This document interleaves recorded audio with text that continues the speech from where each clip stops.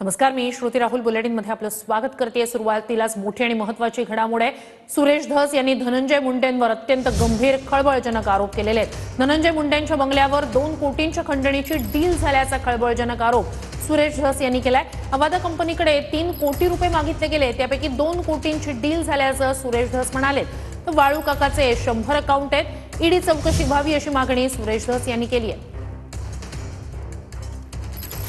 बीडमधील मस्साजोगचे सरपंच संतोष देशमुख यांची हत्या होऊन 26 दिवस उलटले। या प्रकरणात वाल्मिक कराड, सुदर्शन घुले, सुधीर सांगळे यांच्यासह अन्य 2 जणांना अटक करण्यात आली। तर आणखी एका आरोपीचा शोध सुरू आहे। आरोपींना फाशी देण्याच्या मागणीसाठी पुण्यात आक्रोश मोर्चा काढण्यात आला।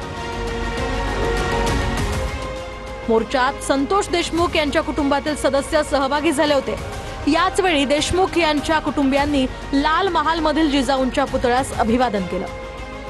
माजी मुख्यमंत्री पृथ्वीराज चव्हाण, खासदार बजरंग सोनवणे आणि जरांगे पाटलांसह विविध संघटनांचे प्रतिनिधी यात सहभागी झाले होते। आरोपी वाल्मिक कराडला फाशी झालीच पाहिजे अशा आशयाचे फलक घेऊन नागरिक आंदोलनात सहभागी झाले।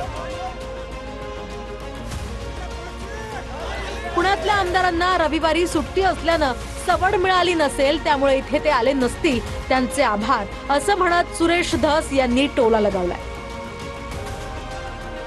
पुण्यातल्या आमदारांना मला वाटतं रविवारची सुट्टी असली म्हणून सवड मिळाली नसेल, त्यामुळे ते आले नसतील, त्याच्याबद्दल त्यांचे आभार। धनंजय मुंडे यांच्या सरकारी बंगल्यावर, त्याचं नाव आहे सातपुडा। या बंगल्यावर अवादा कंपनीचे अल्ताफ तांबोळी प्लस शुक्ला व इतर अधिकारी, वाल्मिक आणि बिक्कड यांची बैठक झाली। बैठकीमध्ये डील 3 कोटीला फायनल झाली। आका क्या बोले? 3 करोड़ लेके दो। क्या होना? 3 करोड़ होना। कंपनीचे वरिष्ठ म्हणले 3 करोड़ रुपये आपल्याला परवडत नाहीत, 2 करोड़ मध्ये फायनल करा। आणि ही बैठक जर चुकीची निघाली, मी चॅलेंज देतो, राजकारण सोडून देईल बर का।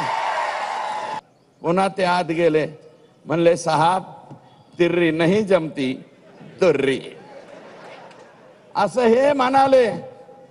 आणि तिथून जाताना मग असं म्हणले की आताच नाही ठरवू, पुढे ठरवू। पण एक काम करा, इलेक्शनच्या कालावधीत काहीतरी रक्कम पोहोच करा। इलेक्शनच्या काळात यांनी 50 लाख रुपये ऑलरेडी आका आणि बडे आका यांना दिलेले आहे। सीआयडीचे जे आयजी आहेत, आयजी साहेबांना माझी विनंती आहे की नितीन कुलकर्णी हा आणि वाल्मिक आका हे दोघे जण मिळून 17 मोबाईल वापरतात।